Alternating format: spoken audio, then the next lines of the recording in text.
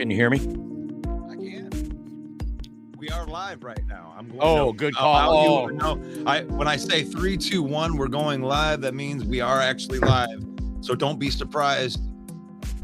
Again, I'm glad you told me. I was about to say something inappropriate. I don't know. This entire show is inappropriate. Right. In the back chat, Jake says this morning, first comment of the morning, he says, realistically, how many fourth graders do you think you could beat up at one time? I said, well, at one time, probably 10, but only 8 if they were from Flint.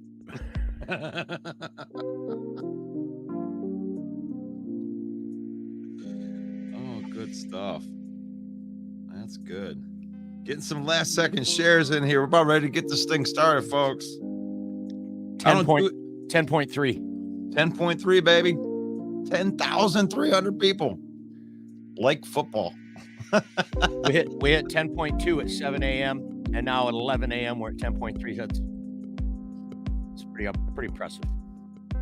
Yeah, I think something happened right at 10,000 where they allowed our posts to see more people instantly, and all of a sudden it was like, oh, let's get in there. Yeah, brand new. Yeah, a lot of invites this morning. Those things blew up overnight.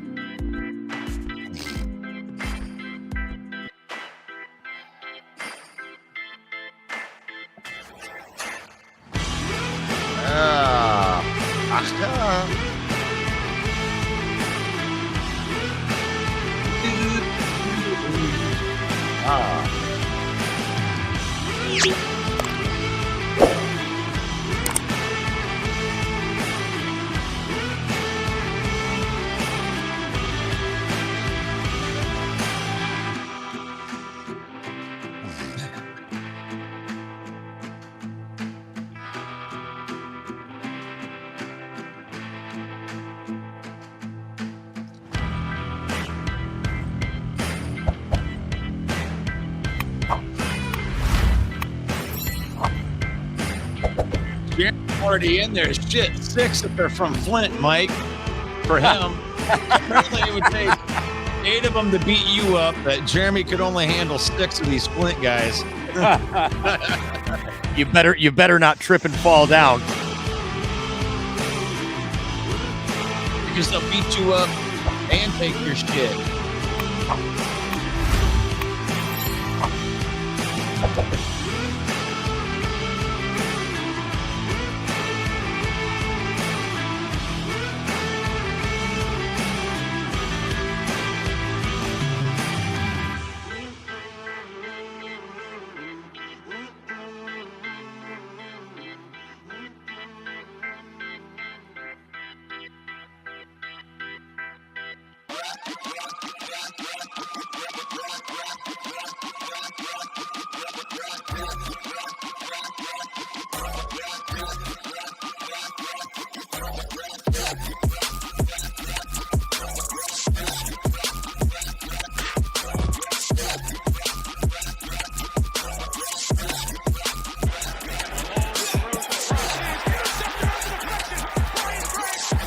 What's going on, everybody? I'm sorry. There you go, Jeffrey.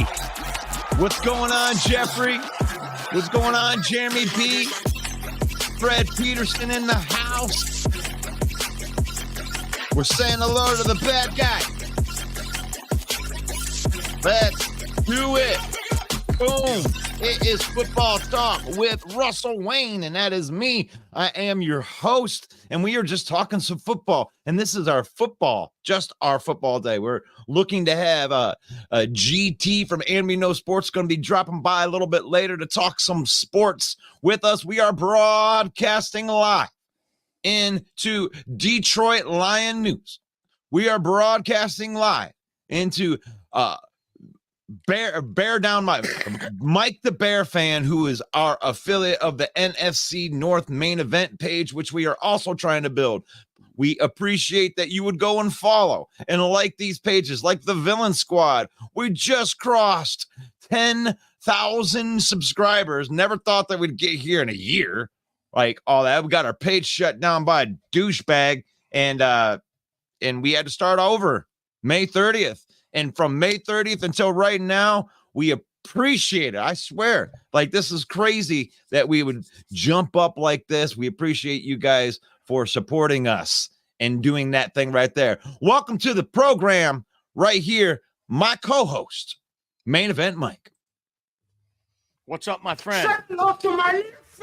Good morning, Russell. Good morning, my peoples. Good morning to my people in the bad guy.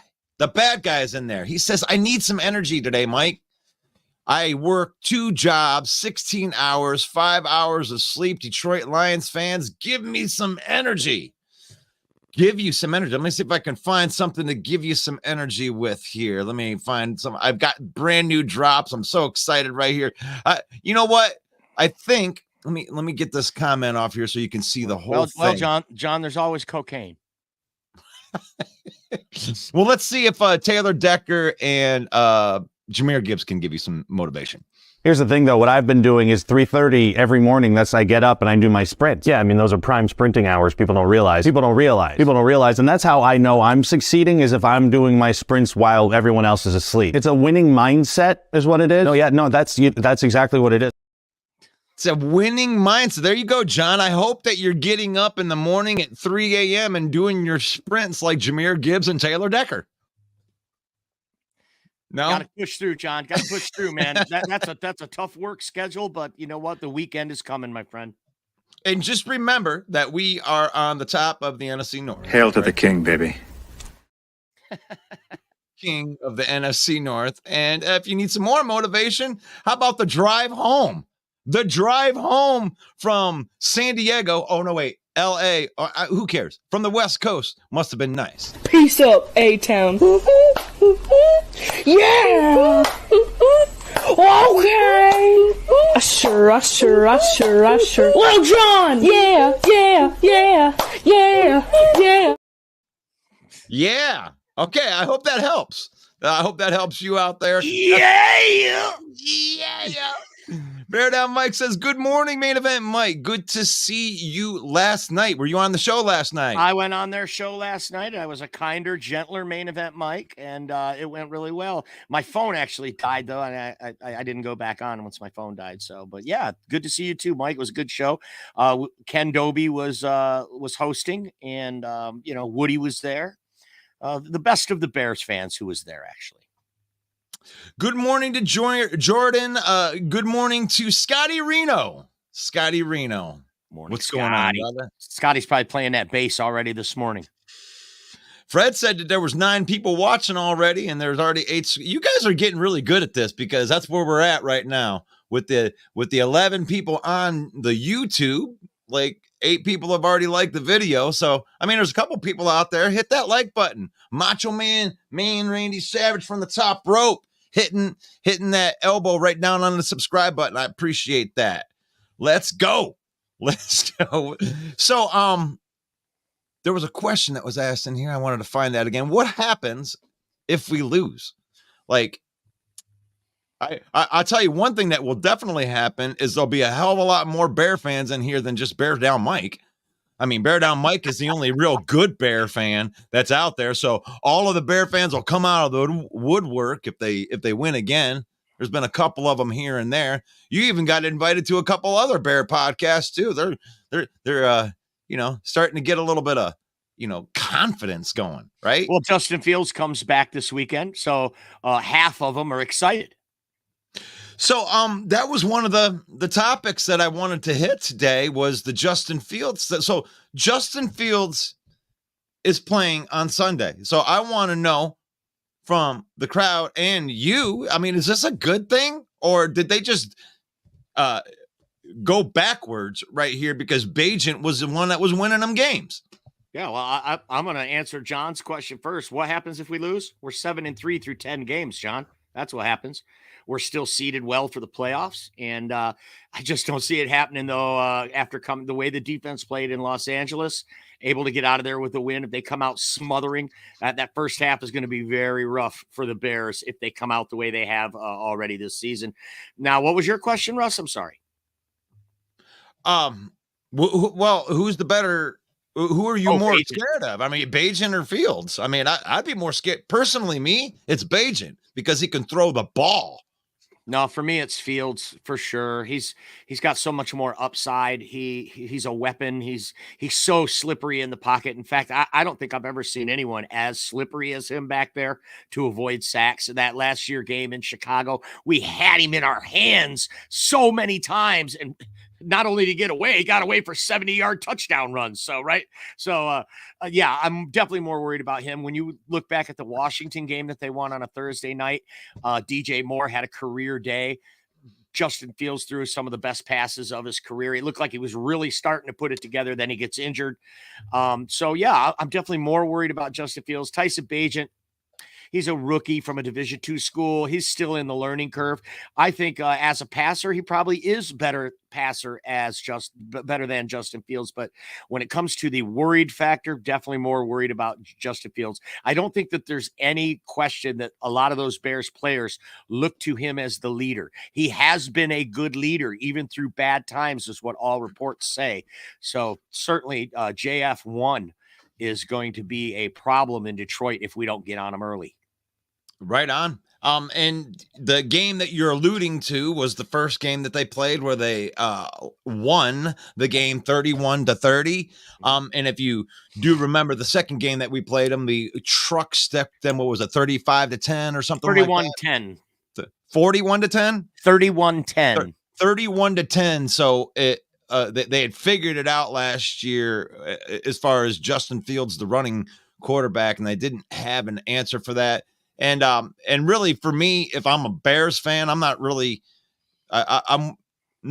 worried about my offense not scoring. I mean, I think I could score with Justin Fields. I got some good playmakers over there. I'd be more worried about that defense going up against maybe the best offense in football in Detroit. And I don't think that they could handle a track meet, even if we got into a high scoring game with us, regardless of how the defense plays. Yeah, specifically our offensive line. They're not getting a lot of pressure on the quarterback. Neither are the Lions. So, but our offensive line is elite. Even with Vitae going on injured reserve now, the 5 guys we got up front, I mean, are as good as any in the league. It's going to be very hard for the Bears to get to Jared Goff. And I'll tell you what I think is going to be the real story of this game is David Montgomery going against his old team. There's a great clip out there. I don't know if you saw where he's coming out of the training facility and they have all the team logos there, who you were that they have left on the schedule. Which one are you looking forward to the most? And he, without even hesitation, he picked up the Chicago Bears one. And I'm not going to lie. This one's important. So, he's looking for that revenge. He's coming off of a nice rest, has a big game last week. I think David Montgomery is going to score at maybe multiple touchdowns on Sunday. Yeah, I love that you guys are really helping us out on the YouTube channel right now, trying to get people involved in that's very awesome. Thank you guys for that. Bear Down Mike says, did you guys watch the St. Brown podcast? I have watched it before. I did not see this one that has Gibbs as a special guest. I'll have to check that out for sure. And I love that. I love this Gibbs, man. This Thunder and Lightning or Rhythm and Brews, or whatever you want to call them. It's a formidable two. It's a formidable two. Very different style, different bodies. It's very, very cool. But I will definitely check that out. Thank you, Bear Down Mike. Jordan says, I'd be much more worried if Bagent was starting. And I'm in that spot too. I mean, Justin Fields is an electrifying player, but he doesn't like come back on you. That type of player. Right. It's like he can get some electrifying plays in there, but he hasn't been winning the games. The team shut him down when they need to shut him down. Right. And that's it. Yeah. I'm worried about a game manager at this point, not making mistakes. Justin Fields, you can count on them to make a couple big mistakes in the game, along with all the other stuff. I mean, that's a great point, though, Russ. If you've got 45 seconds on the clock and you're down by 4, you need an 80-yard drive to go down to get a touchdown and win. No way do I feel confident that Justin Fields can pull that off, where you got to make a throw to the sideline. You got to throw one over the top. You got to make multiple throws to beat the defense and get down the field. I don't think he's at a point in his career where he can do that yet. So that's a good call. So DJ Moore and JF1 chemistry is elite. Okay, Justin has a better deep ball. The chemistry is elite on, mostly short passes. Yeah, I wanted to see what your reaction was to that. I mean, I don't know if it's elite. They had a couple really good games together where DJ Moore took some stuff to the house. His best pass of his career, Justin Fields, was to DJ Moore. That pass he had in the back of the end zone. I think that was on a win. It was Washington.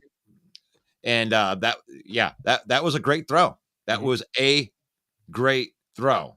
He also had a 54-yard completion to DJ Moore in that game as well. That was it. That was probably Justin Fields' best game as a pro. Right. With Eberflus's job on the line, they came out, they rallied, and they played great. I just don't feel it. I don't feel a sense of urgency from the Bears right now to be able to come in and beat this Lions team at home.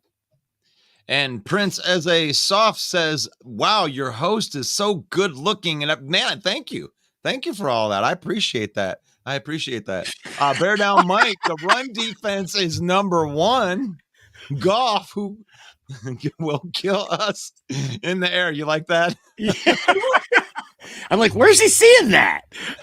Right there. It says right there. GT's in the background. You can see, I mean, isn't this a great compliment that they have for the host right there? I'm so glad that, I mean, I'm blushing a little bit that you'd say that I was that good looking. I'm Arabic, but I'm not even sure what that says because I don't speak it or read it. But can you put that back up again? I'm sure that says that the host is a great looking dude. I'm scared. I mean, isn't it a little imposing? You don't know what it says, brother. I don't. It's probably saying this show is ass. I never. Wow, I can't believe I accidentally. There are some people out there maybe that read Arabic and they're laughing their asses off because they know what it says. I don't know what it says. Yeah, it's probably trying to sell something. They're probably trying to sell a jersey or something. But we do have our special guest for our Thursday night show up in the house right here. Give it up for Grove GT Teague the fourth.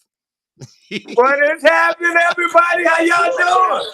There you go, John Kapler. You want some energy? We brought positive energy for you. One of our viewers says he's dragging ass, Grove, because he's got 16-hour days at work and he needs us to pump him up and give him some energy.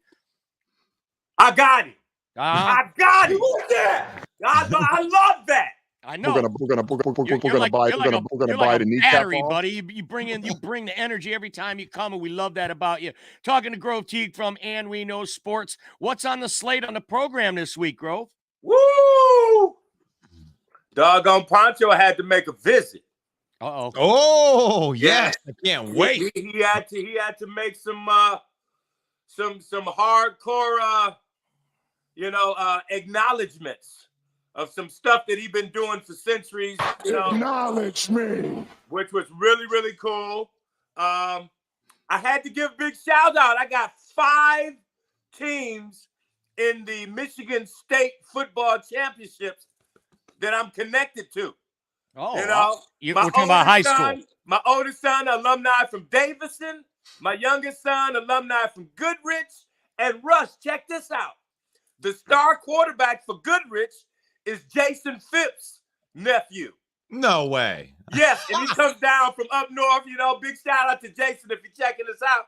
And then West Bloomfield, I got a partner of mine that runs a drone program there, and he taught and coached Donovan Edwards from Michigan.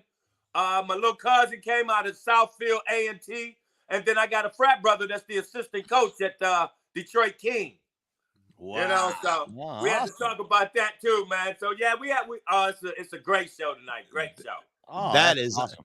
That is way, way great right there. Thanks. So this is Thursdays right here, and on Thursdays, we can kind of branch out a little bit because we got GT from And We Know Sports here, so we kind of dabble in a little bit of everything, even high school sports right there, and that is a great testimony, my friend. And this is GT from And We Know Sports, which will be available tonight at 7 p.m. on lots of streaming services. Roku is that spot right there. But what I would like you to do, from my point of view, is go right over there to that YouTube channel and follow the Auks and Hawks on YouTube, and follow, subscribe. Strike that, reverse that, and subscribe to the YouTube channel. Follow the Facebook page. Thank you. Oh, Thank you. Thank you. Thank you very much, right here. And I've been having so much fun with some of these drops, and I got to find a good one. Oh, Quay Walker. No question about it. I am ready to get hurt again.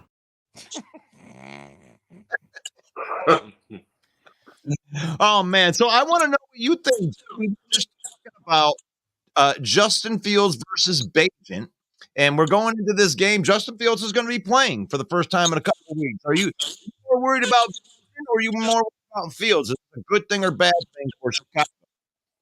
Oh, I'm sorry, man. You are Yeah, your audio was going in and out. His question, Grove, was is Justin Fields coming back for the Bears as opposed to Tyson Bagent? Is that a good thing or a bad thing?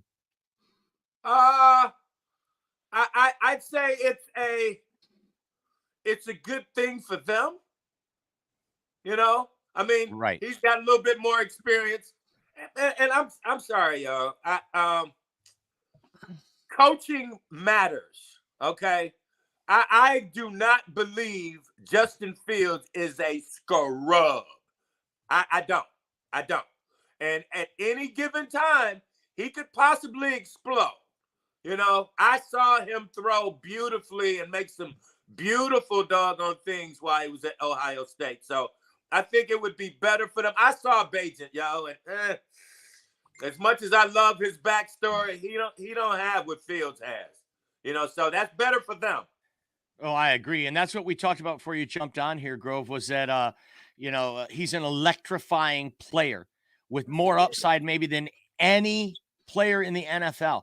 And he's so slippery back there in the pocket and very hard to get to. And coaching matters. And I think Eberflus is on his way out at the end of this year, regardless of what happens. And I don't think they're going to move on from Fields. Whether or not they draft a quarterback, I still think they're not going to move on from Fields. The line on this game, it is War Week, folks. Lions, Bears, put it in the comments. If you got a score you want to predict what you think the outcome of the game will be, that's what we're talking to GT about right now. 9.5 was the opening spread. It has now gone down to 8.5. I can't get DraftKings to open. That was the last line I saw, was 8.5. That's a pretty big line, but I think everybody I've talked to, even the Bears fans, I was on their show last night, every one of them picked the Lions to cover that 8.5. So we're going to ask you, GT, do you think the Lions cover? Yep. Yeah. Yeah. It'll take me no time at all. Mm-hmm. You know, I'm thinking something around 30-13 type of thing. You know, it might get a lucky slip out or something like that. But pay attention, everybody that's listening to my voice and seeing my dark blue doggone glasses. Every single time in the NFL, you got somebody that's been traded to another team and they play their old team. Watch out for Montgomery. Watch out. And then, of course, they're going to try to adjust because they think we're going to do that. Watch out for Gibbs. I mean, this feels so good to know that next year, Mike and Russ, when we come to fantasy, both of them are going to be targets for the first round. You like that? That's a great call. And I see now that the line has now gone down again. 7.5 points is the line for the Lions favored over the Bears. That's 2 whole points, folks. That's the equivalent of like $40 million being placed on the Bears. I don't know, since they announced that Justin Fields is going to start, maybe that is affecting the line, but that's a huge jump. In just a few days, the line has moved by 2 whole points. The over-under is 48 in this game. I think the Lions defense is going to smother. I think David Montgomery is going to have a big game. So your point there, GT, David Montgomery playing against his old team. Did you see the clip of him pulling out the Bears logo saying, "This is the one. This is the one that I've been waiting for"? Did you see that? I hadn't.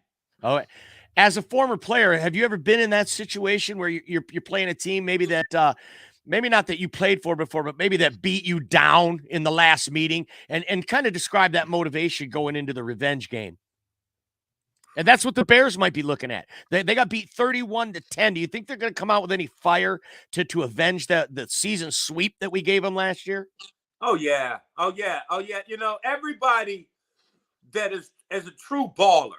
Okay, if you make it to the NFL, you are a baller. You were a baller.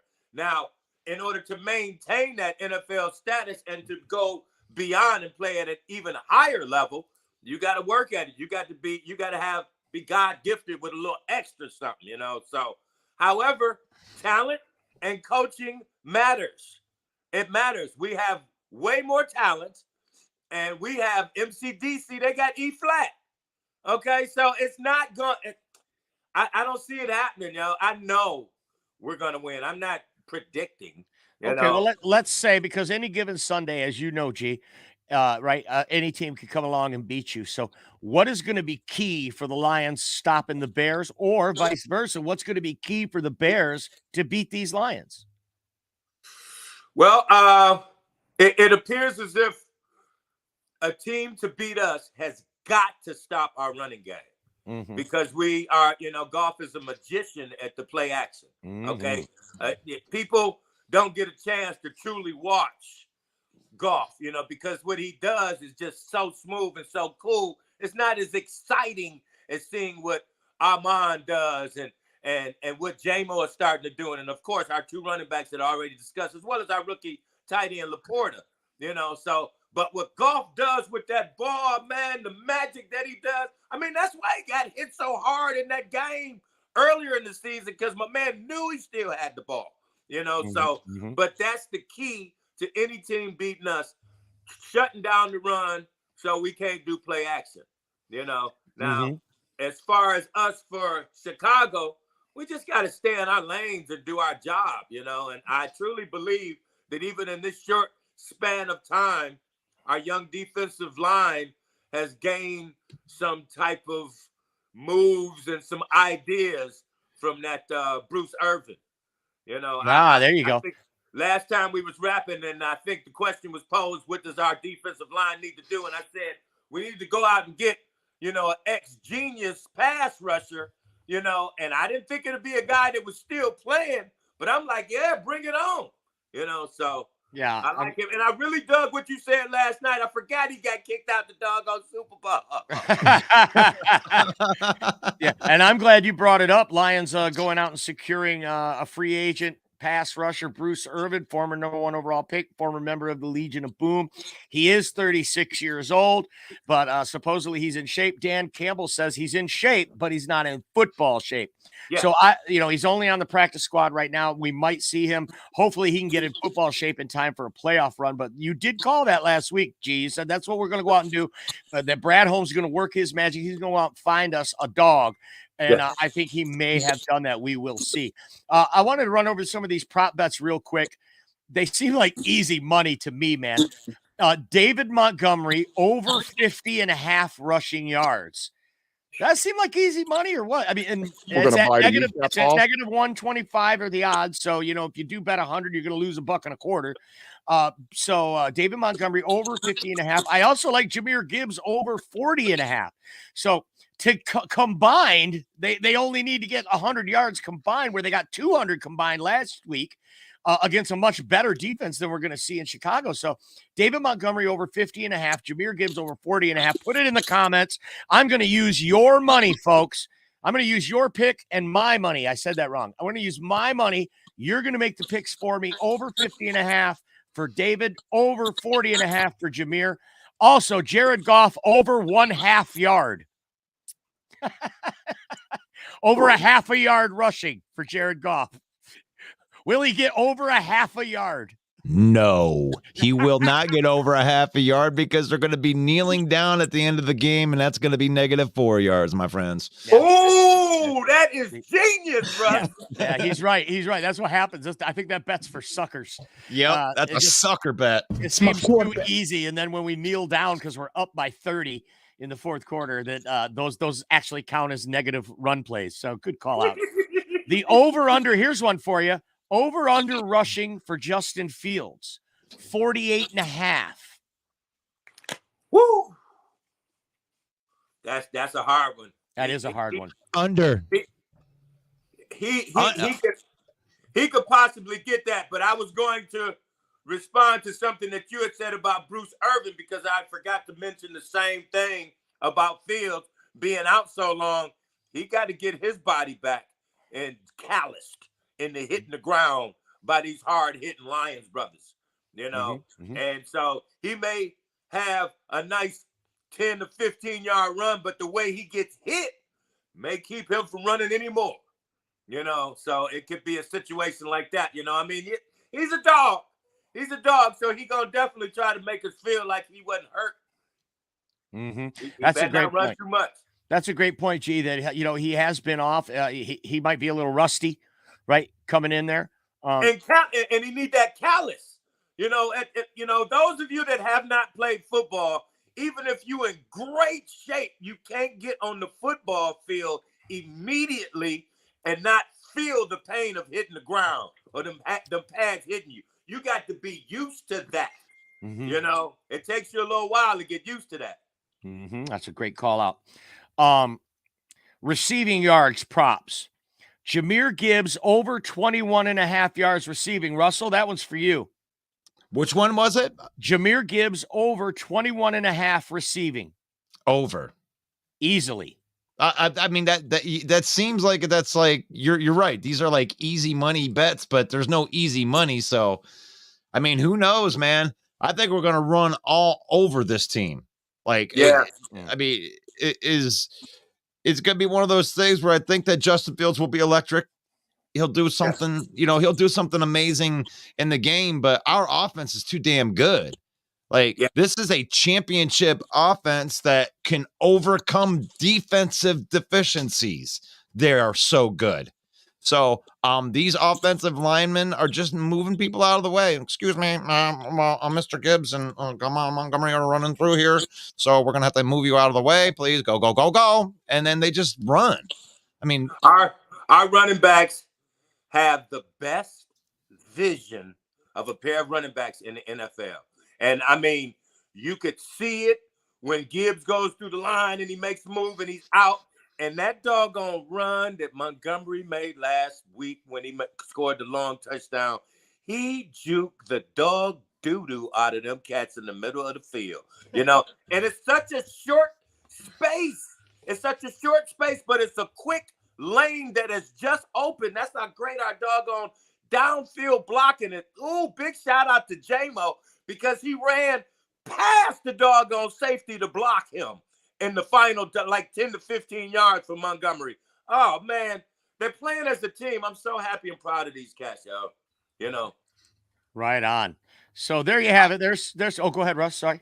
I've been chomping at the bit. You guys are in these prop bets, and that's cool. I like the prop bets and everything, but I'm watching Sebastian. And Sebastian, I love you, man, but I haven't seen you in like a couple of weeks. And now you're coming on here and you're pumping out your chest why we should be worried about the Minnesota Vikings. Do you know why we're not worried about the Minnesota Vikings? Because we're not playing the Minnesota Vikings this week. We're not playing the Minnesota Vikings till week 16. What you should be doing is, as a Vikings fan, you should be worrying about the Denver Broncos and what the Denver Broncos have been doing to teams right here. And you act like you're just going to win all your games running right up to the Lions, okay? That could happen.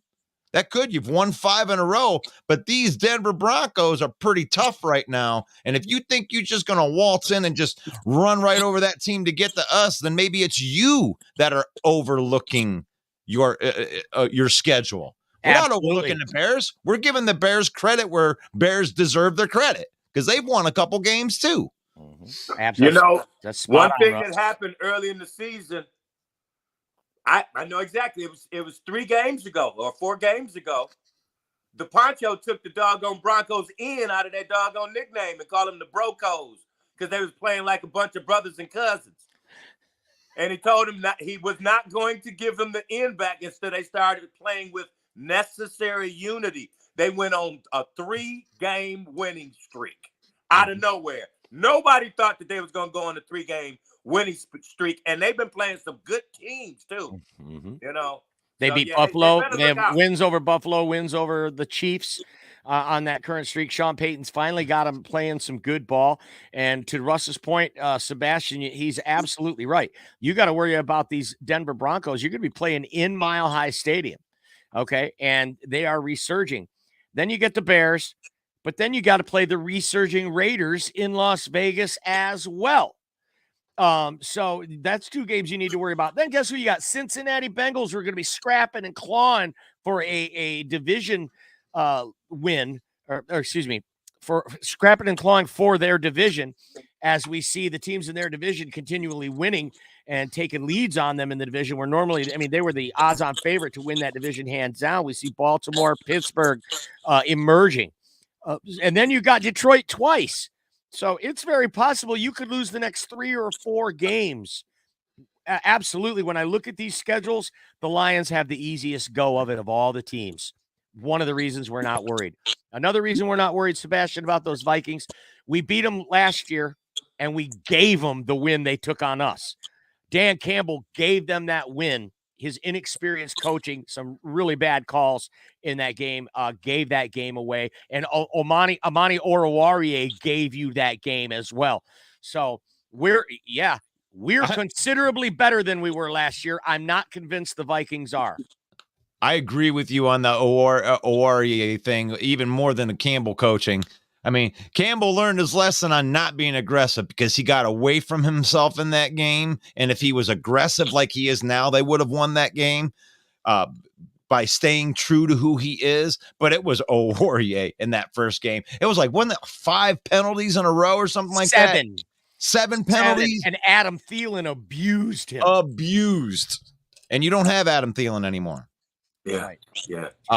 But that's all right. You know what? I'm not going to, I appreciate you coming on and supporting your team. It doesn't matter if you're late or late to the party, because there's not, I mean, where the hell is Jamez?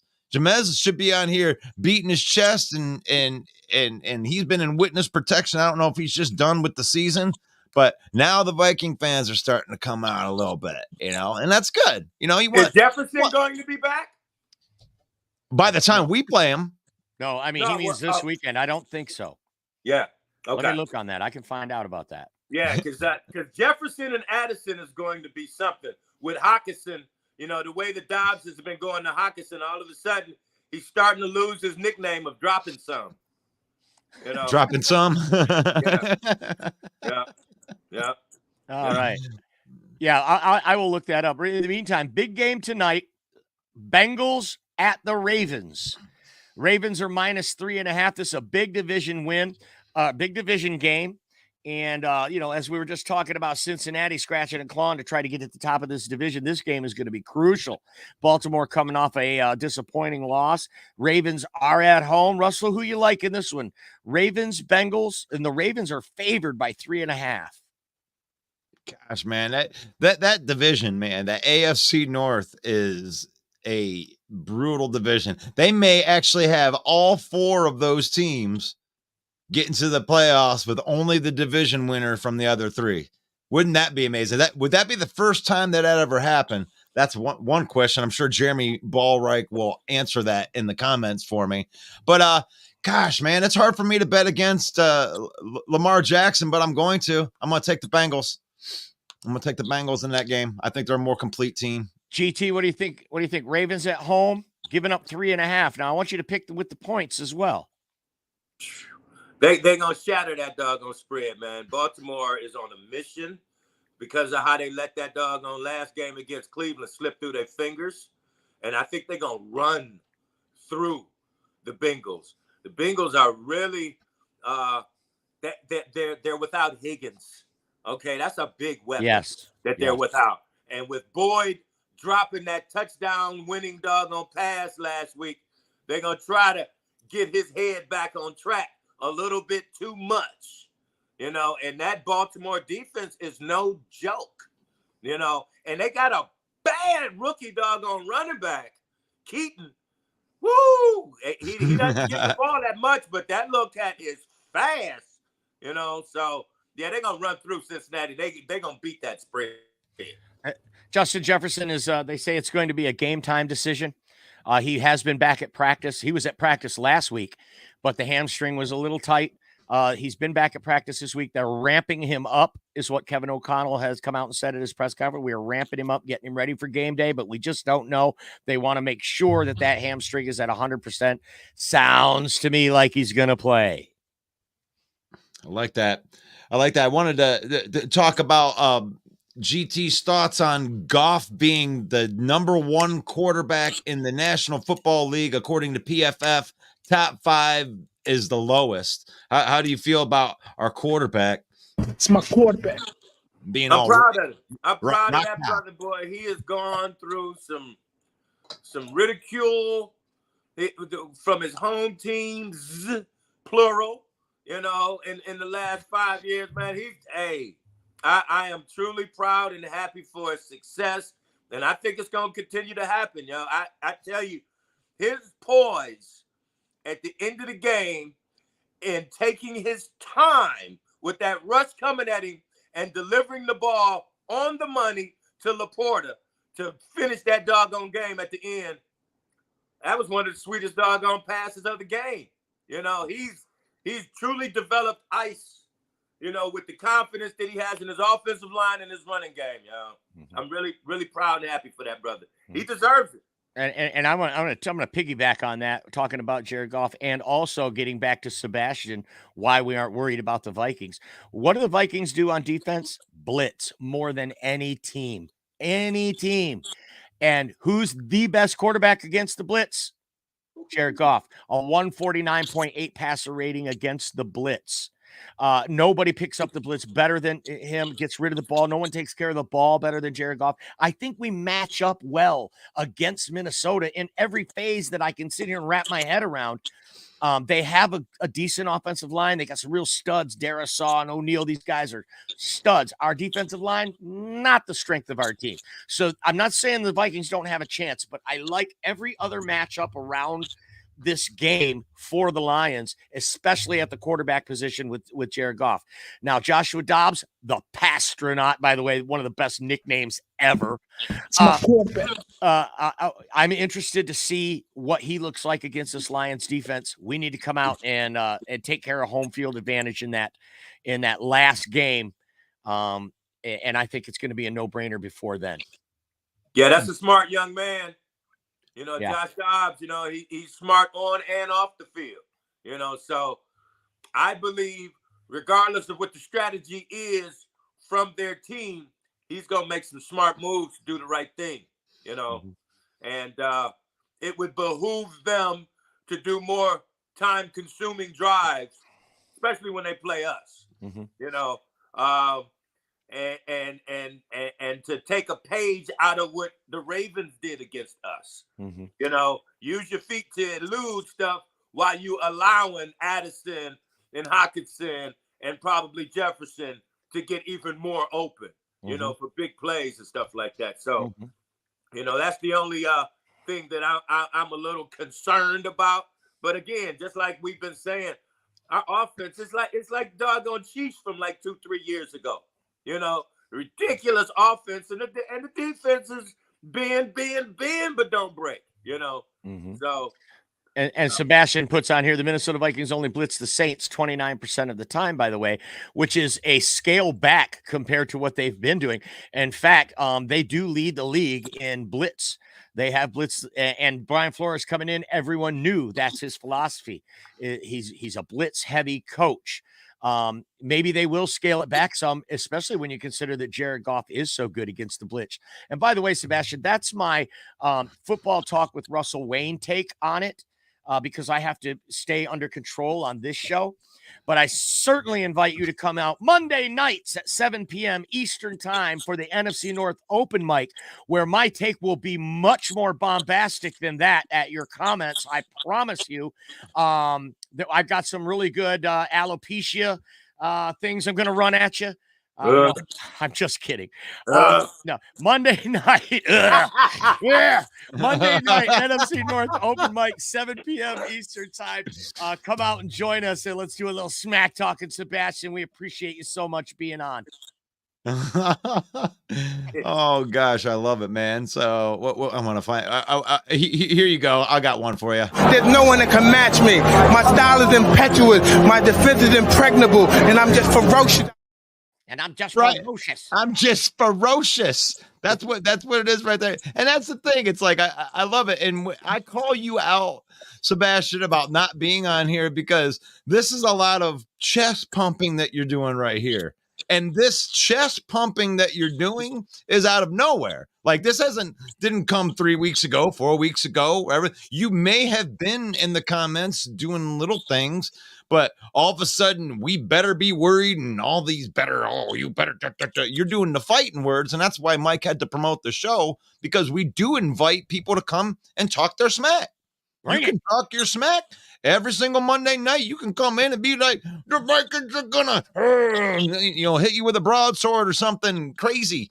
But right here, we're just talking football. And but I appreciate that you're into your team, but blitzed 80% versus the Chargers and the Vikings, or the Vikes couldn't beat the Chargers that the Vikings couldn't beat. Gosh, I can't even talk today. Oh, that's why Mike took over for a minute there, because I can't talk today. It's all right. That's all right. Sebastian's got me all Sebastian, though. I feel it. I remember how we was feeling when we turned things around last year. You know, it was like, you know. And I admire. Yeah, but we was more like, oh, well, I don't know, man. You better you better bring a lunch, because I think that we're gonna be playing you harder than you think that we're gonna be playing you. We weren't like, here we come. Here come the Lions. We're gonna come and beat your ass down. You're gonna take you out of the playoffs. We're gonna kick your ass now. You better be worried. We weren't like that.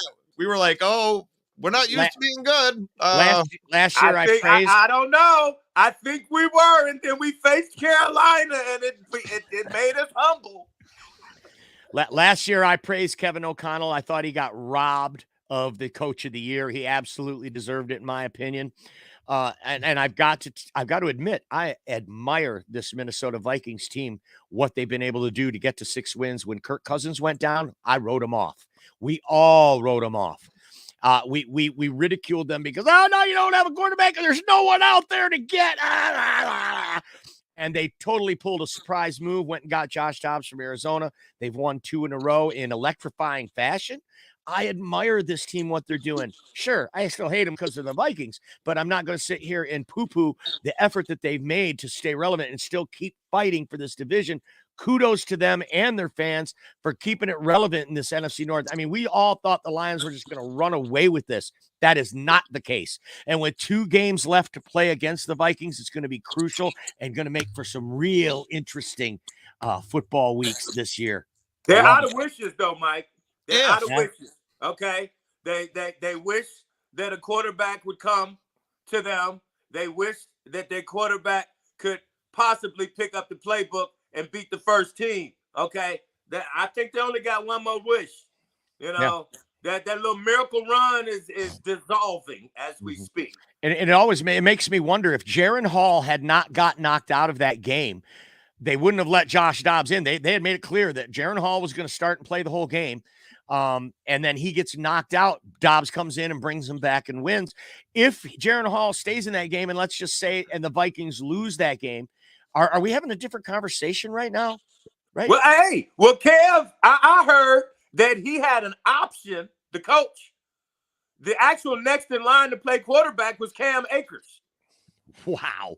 He knew the playbook better than Dobbs, and he had that decision to make, and he was like, go in there and do your thing, Dobbs. And the rest is history. Go in there and beat the eyebrows off him. And he stuck with him even after 3 fumbles. 3 fumbles. And then he brought him back to win against Atlanta. Okay. Yep. Yeah, and in my mind, I'm looking at, they did beat the San Francisco 49ers. I think that's a win that you got to put on there. And we're not going to do these asterisks things like you guys like to do with all of our wins. Evidently, to every other fan base, we have 7 wins that we got lucky in and 2 wins that really define who our team is. Yeah, obviously you can't lose like that to Baltimore, and you can't lose to Seattle. So obviously you're a bunch of losers. Oh, those 7 games that you won. Oh, anybody could have beat those teams. Yeah. Like, come on, guys. Like, I appreciate it. I hope that we can get into some good. Actually, I don't. I hope that we run away with this division, and we still can run away with this division, because you got to play the Broncos this week, and you got to play the Cincinnati Bengals. You got to play a lot of tough teams. You got to try not to trip. We got to try to trip and fall right here, lose to some teams that we should beat.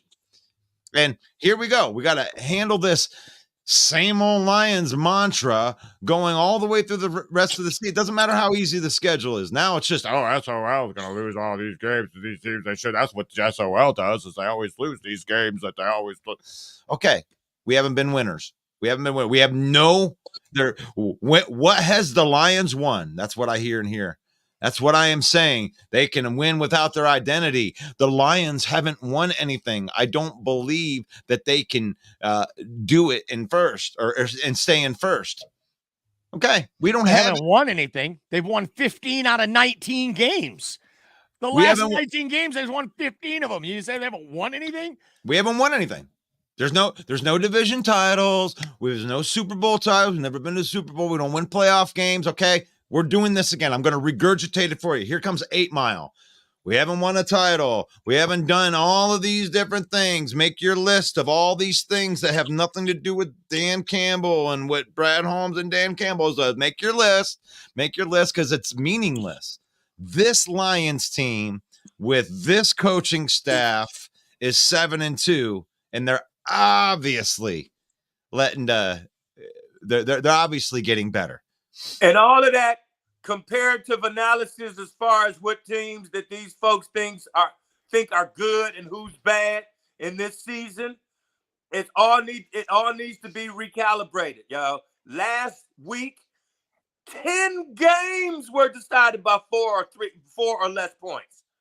10 games, yo. The doggone parity and these teams that are getting used to their coaching strategies and their team strategies, they're getting better. Some teams that were extremely sweet are starting to phase on down a little bit, so it's like it's going to be a group of a bunch of teams that are very good, and it's just going to be little things like execution and play calling. Special teams. I'm sorry? Special teams. Special things. teams. Right. Yeah. How to use your timeouts, penalties, injuries. They are going to affect these teams moving forward,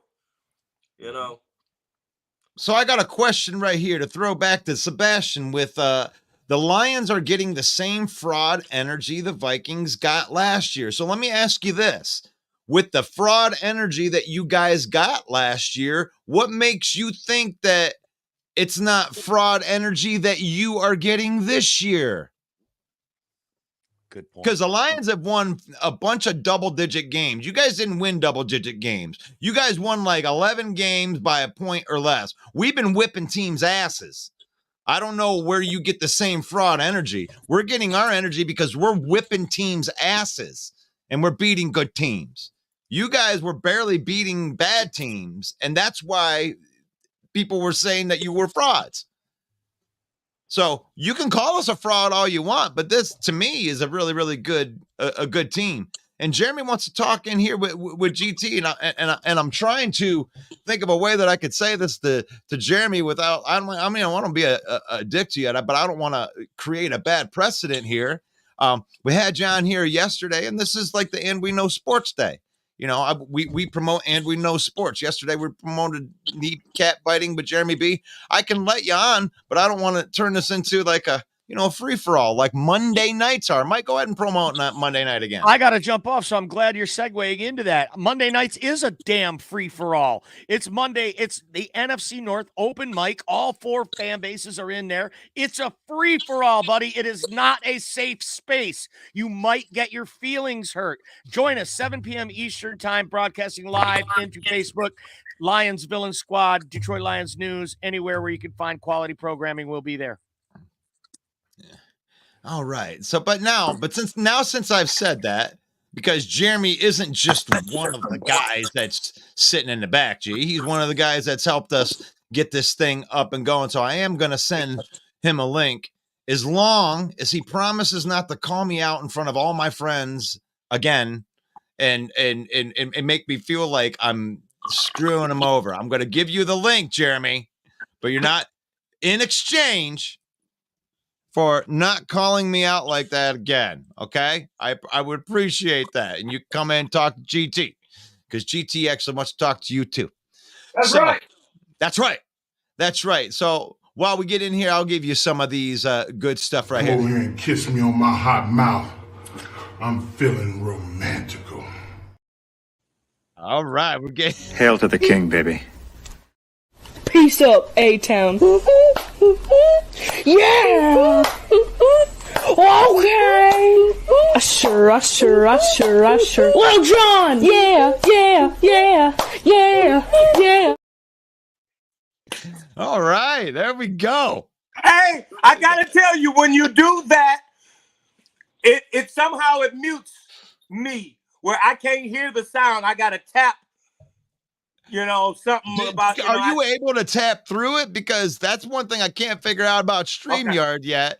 And as maybe Jeremy can help me out with that as we bring Jeremy to the program. What's up, Jeremy? Well, not much. I just wanted to impart a little knowledge, because them idiots over there saying we're frauds. We haven't lost to a bad team yet, like every team that's ranked above us. Well, I mean, we have not lost to a sub 500 I think it's team. cute. It's cute. It's funny, but we haven't lost to a sub 500 team. And every team we played, and we've only played 3 teams with a sub 500 record so far, right? Okay. That was Carolina, the Raiders, and now the Chargers. Oh, wait, no, the Chargers were 500, so we've only played 2. We made them under 500. Because they had their bye week already.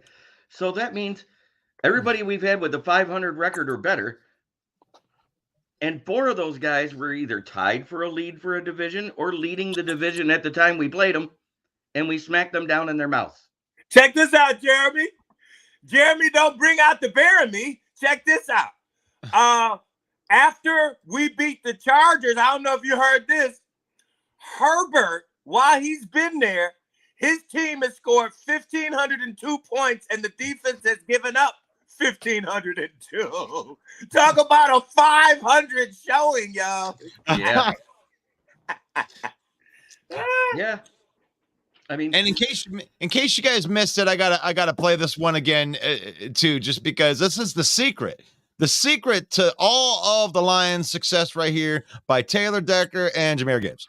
Here's the thing, though. What I've been doing is 3:30 every morning. That's I get up and I do my sprints. Yeah, I mean, those are prime sprinting hours. People don't realize. And that's how I know I'm succeeding is if I'm doing my sprints while everyone else is asleep. It's a winning mindset is what it is. That's exactly what it is. There it is. It's true. There it is. It's the winning mindset right there. That's what they've been doing. As Taylor Decker and Jahmyr Gibbs have been getting up at 3 a.m. every day, doing their sprints. And that's what I'll ask you, Sebastian. Are the Vikings getting up at 3 a.m.? Are they doing their sprints and having a winning mindset? Painting their eyebrows on early? Let's go. That's bad. That's bad. I say more dumb things before 9 a.m. than most people say all day. I hope you guys are having fun out there today. This is Football Talk with Russell Wayne. We got Jeremy B from Biting Kneecaps in the house, and we know sports. Grove GT Teague the fourth, my partner in crime as far as bass playing goes right here. So let me throw something out there for you that we just got announced for sure, for real, which is in February, our Tool tribute band is going to be playing at the Machine Shop in Flint. So we love music and we love football, and we've developed a life and a lifestyle around these two things. And we want you to see our other life. And I don't know. And it's a lot of fun. We love music, and that is a good show. Retooled is a good band. And if you see on there right next to you got the 99 in there too, that's Mike's band.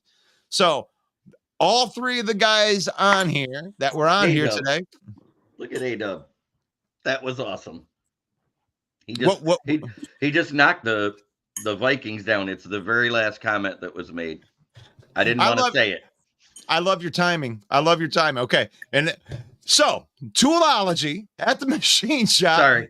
$15 a ticket right there. The main event Mike's band, the 99, will be opening up the set with all original music. And then we're going to close the night out with a whole bunch of Tool. Like only 15?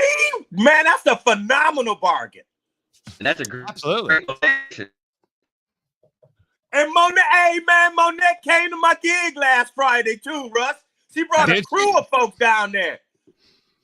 So she is in this group. She's a Tool, another Tool tribute. There's actually 2 Tool tribute bands on this show, and they have dedicated. We worked this out in advance, but they are going to play early Tool. We're talking all this, like some stuff from Opiate and the Sobra Undertow album, and then my band, GT's band. We will be closing out the night doing a bunch of stuff from Anima, 10,000 Days, Lateralis. And yeah, it's going to be a lot of fun, man. Lots of Tool. If you don't like Tool, then just forget everything that I just said for the last 10 minutes as we get in here. Yeah. Lions Talk every single Wednesday. We have dedicated Wednesdays to 100% Lions Talk. I know it does seem like it is all Lions Talk because the Lions are playing the Bears this week. And then the Vikings are in the comments right here, like Jeremy was talking about. And there we go. And Jeremy's gone. All right. Set him up to knock him down. All right. So A-Dub says that if the Lions have a negative point differential upon winning their games, only anyone would have a legitimate case of calling them frauds, and that's not the case. That is a great point by A-Dub. That was a point that Jeremy was going to make right there. And I love the new running back nickname for Gibbs and Monte, Rhythm and Bruise. Did you hear that one yet? Rhythm and Bruise? I had not heard that one. I like it. I dig it. Yeah. And then I don't know if you're old school right there. I made this one yesterday. Lions 4-1 on the road right there. We the Road Warriors. And his guy, do you remember the wrestling Road Warriors? No? Okay. There it is. Jeremy B got kicked off, and then he's right back on. Boom. Hey, there you go. Trinity did their best version of Walmart internet here. Oh, we're definitely used to that on this show. And I got one more promo right there, and then we'll get over that. Russell Wayne tomorrow night. This is a place that I jammed at for about 20 years, and some of those years were with GT when GT was playing with Crop Circle. I'm back at Jester's every Friday night, 6 till 9 p.m. I'm a little bit older. These used to be 2 a.m. shows, but no longer. We're getting a little bit older, so now it's 6 till 9. Come out, eat some dinner, listen to some music. There you go. Did you see what I was talking about earlier now that you're done with that? Because I waited. I didn't want to bring it up again. But A-Dub said if the Lions had a negative point differential upon winning their games, only then would anyone have a legitimate case of calling the Lions frauds. Kudos to A-Dub, because we got smoked in a game, yet we still don't have a negative point differential. Whereas the Vikings got smoked by the Eagles and never got to a positive point differential with winning 13 games. Ouch. Right there. Fred Peterson says, speaking of Tool, Vikings are going to become sober after losing to the Broncos. Oh, like I said, that purple Kool-Aid is laced with nightshade. Oh gosh. Hey, I'll tell you what, man, the Vikings, I would say, are the biggest surprise. I mean, you have to give it to them. I mean, all kidding aside, like the biggest deal from last year was their defense. And, after them losing all their players, and then all of a sudden they're playing average defense, which is way better than last year's defense. Them being ranked between 16, 20, that type of deal. I'm sure you can point to stats where they're the best at stuff, but let's just say that they're halfway in there. That's a way, way good offense. That offense really didn't change down that much. You still got a good offensive line. I mean, so good that Josh Dobbs is looking really, really good back there. But I do believe that's because of very, very good offensive line play. But the only thing the Vikings still struggle with statistically is the run game. They have a better pass defense than people think. But the running defense, it's still in the bottom 10 of the league. Yeah, I'm highly impressed with the Houston Texans, what they're doing, and DeMeco Ryans' first year. I didn't see that coming. The knowledge that I said I wanted to drop earlier was about our blitz rate, because I actually wrote down all the numbers, broke it down. We played 4 teams that are considered 500 or better, right? And then we played the other teams that may have been leading their division but not considered as good. And the difference in the numbers is astronomical. Those 4 good teams, KC, Seattle, Baltimore, and LA Chargers, combined for 304.5 yards, 2.75 touchdowns, and only 1 sack against. All the teams that were considered lower tier but were in a good spot no matter what it was, the other 5 games, 867 yards and 4 touchdowns. The average was 173.4 and only 0.8 touchdowns per game and 20 sacks. Refresh my memory. Do the Bears have a sub 500 record and are considered a bad team this year? Yes. The blitz rate is 33.9% in those games. We are going to blast the fuck out of Justin Fields. Yeah, I do. I like this call by Big Dan Davis. The Lions will bring that heat, and they're going to make him one-dimensional in the game, and that's just it. I don't think that he can make the big throws under pressure. At least he hasn't proven it yet. And Sebastian says that they are ranked in the top 10 in most statistical categories. I got PFF up right here just so I can just be very correct with you. They're the 14th ranked defense. And that, I mean, that to me, that's a compliment. It's a compliment to Flores. I'm trying to compliment you, and it's like I just can't give them enough compliments, GT. I can't give them enough compliments for them to be satisfied. You're talking shit. I can't believe that you would say they're not top 10 at everything, because they're not. I don't know which statistical categories. The Vikings, let them keep on, feeling that they're stronger and more powerful than everything else in the sea, type of thing. That's what Vikings are. That's what they do until they get popped in the doggone mouth. Okay. In yardage given up, they are 21st in the NFL. Okay, 21st in the NFL. Okay, so we could listen. Everybody's going to go through their stats. They're going to look for the best stat on their team, and they're going to bring that up, and they're going to try to not talk about the other stuff. I get that, and I understand why Viking fan. We do it too.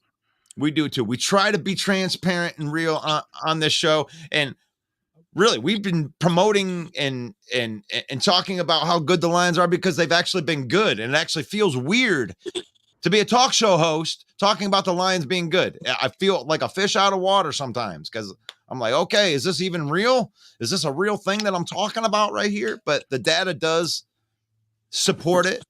And I only need one. 7 and 2.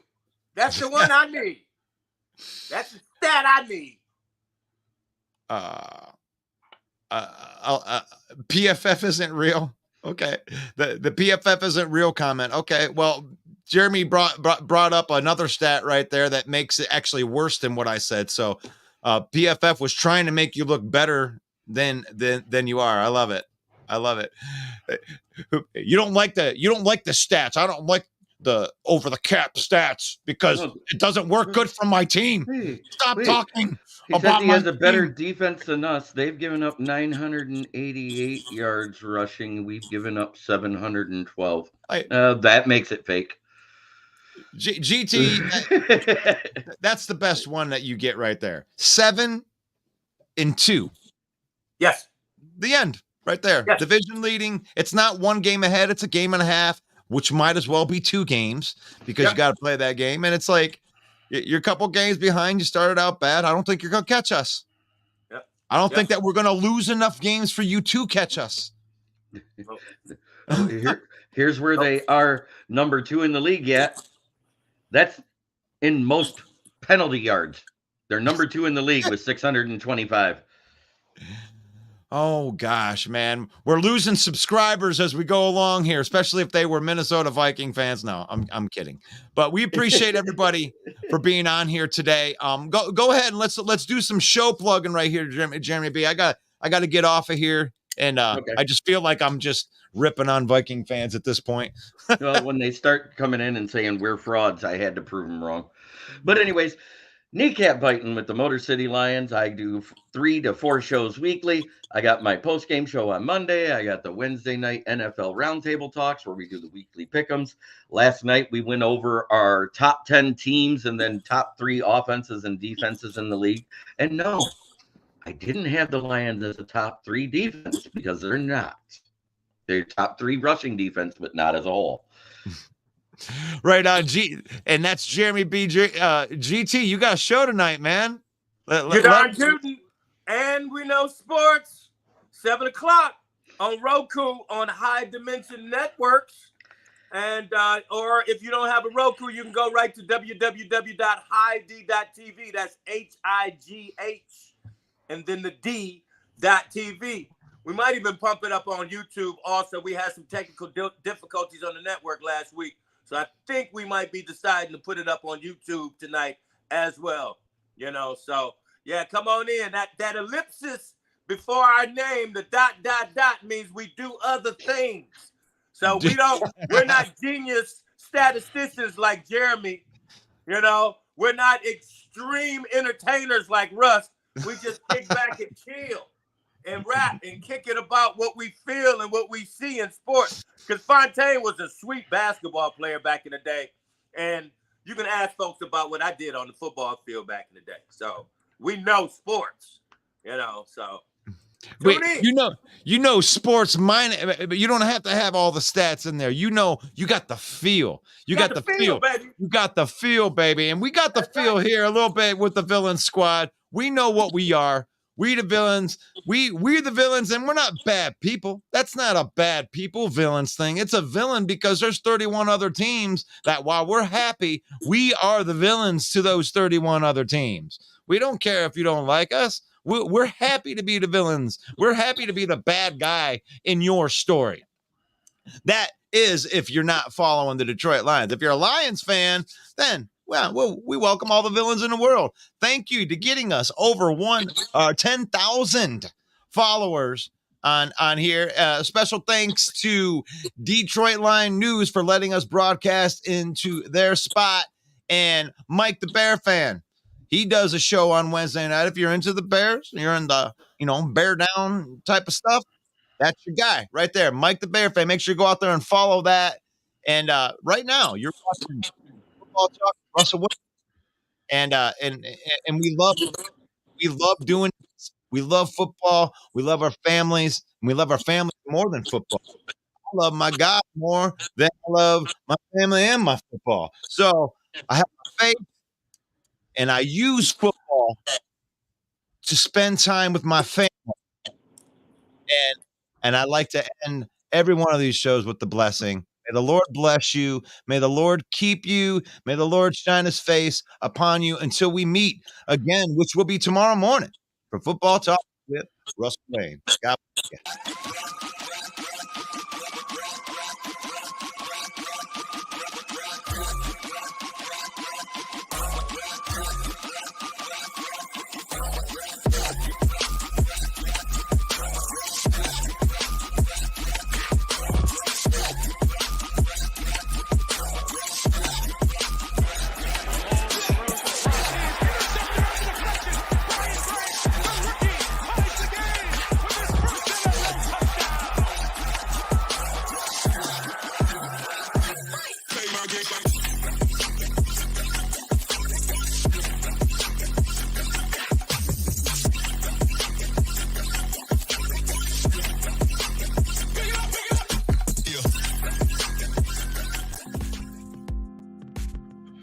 Oh, man, I love it. I love how there's like 13 people now. They're starting to understand that we love Marvel on this show. We love Marvel. You go ahead and roll. Have you seen the new What If doggone trailer? No, I love that. I'll send you that. Oh, yeah. Huge Marvel fans on here. So we love doing the Doctor Strange. You know, if you've ever watched a Marvel movie, and you know what I'm talking about when you're out there, they roll the credits, right? They get all the way to the end. Everybody stays in the theater. And like after they're done, everybody, all of a sudden, the new trailer comes out, right? So we like to have a little bit of fun here in the background. Little nightcap or day cap, whatever you want to call it. It was good morning. It was good morning to y'all. Let me get that good morning. Oh, I didn't put it in the overlay. Right there.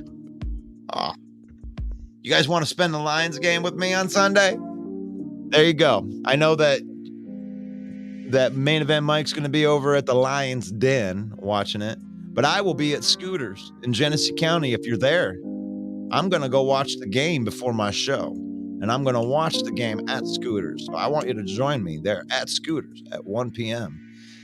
I'm going to watch the Lions win that game, and then I'm going to perform from 4 until 8 o'clock in celebration. And hopefully I'm not crying. Don't want to be doing that. Thank you for 10,000, guys. I'm humbled for this. It's crazy to me.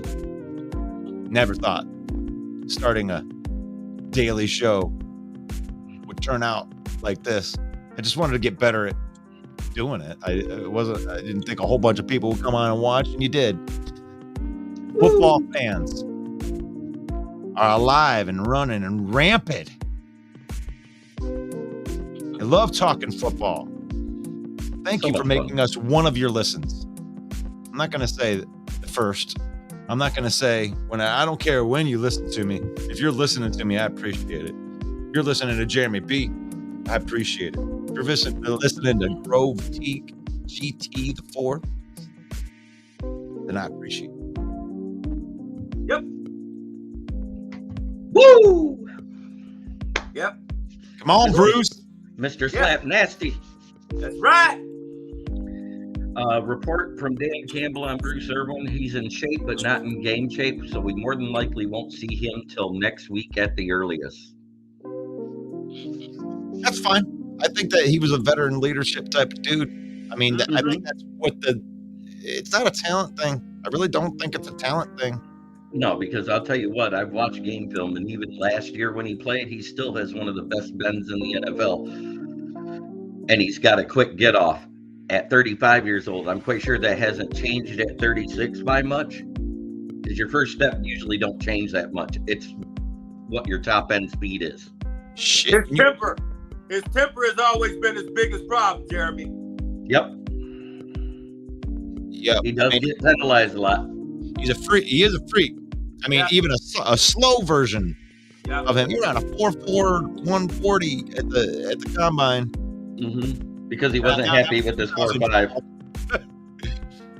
But he's a freak. Gotta get him into football shape, though. I love how transparent Dan Campbell is when it comes with that stuff. He just give you the football answer. It's okay. It's okay.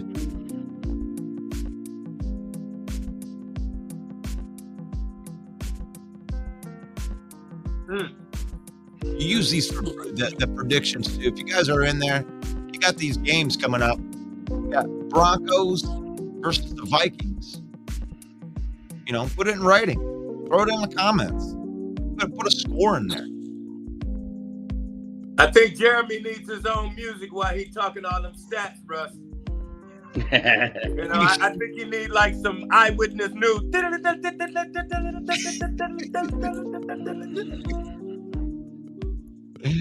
Actually, I should just record you doing that, and then I'll just put that behind you. Right.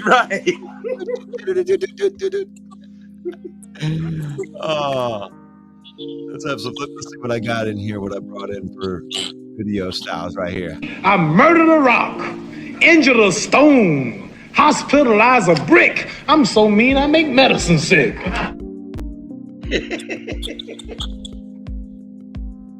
Life is not that complicated. You get up, you go to work, you eat 3 meals, you take 1 good shit, and you go back to bed. What's the fucking mystery? Sorry about the F-bomb. That's fun, though. Put me in, coach. Put me in, coach. I knew we could have won state, man. I know I came in a little bit overweight, but I'm going to do much better next time. One pride, let's go. Woo! Holy crap. You actually got a video of Michael Brockers? Oh my gosh, I just cannot wait for the Packers game this week. I'm be sitting right front row waiting to be getting packed. Go Pack, go! Go Pack, go! Go Pack, go! Oh, that was Leo Lombardi, Jordan Love's biggest fan. R-E-S-P-E-C-T. Put some respect on my name. Jared Goff. I'm one of the baddest motherfuckers of all time. I love the Riker video. Oh, you want to see the Riker? Let me get the Riker. Riker. I love it, yo. I love it. Don't be afraid to fail big, to dream big. But remember, dreams without goals are just dreams. I ain't never seen that one, though. That was good. I didn't think you'd like that one. Hail to the king, baby. Oh, wait, this just in. Matt LaFleur.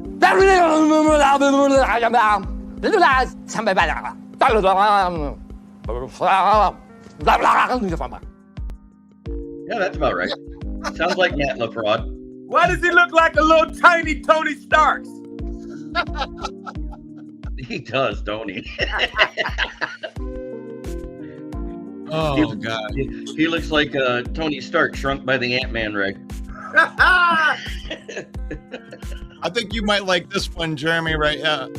You remember Quay Walker from the tunnel, right? Oh, yeah. No question about it. I am ready to get hurt again. Yes!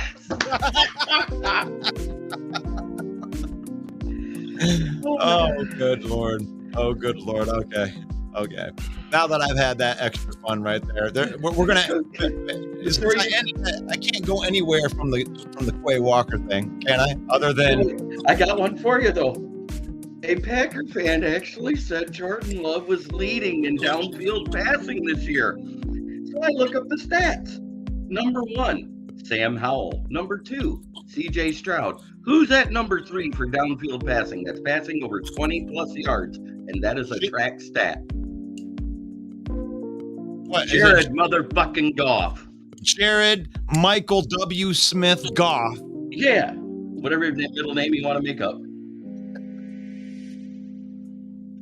Michael Thomas. I thought it was Jared Thomas Brady Goff, but that's another one. Brady Goff. I like that one. I like that. All right. Well, nothing ends the actual program better than Green Bay Tears. God bless you guys. We'll see you tomorrow.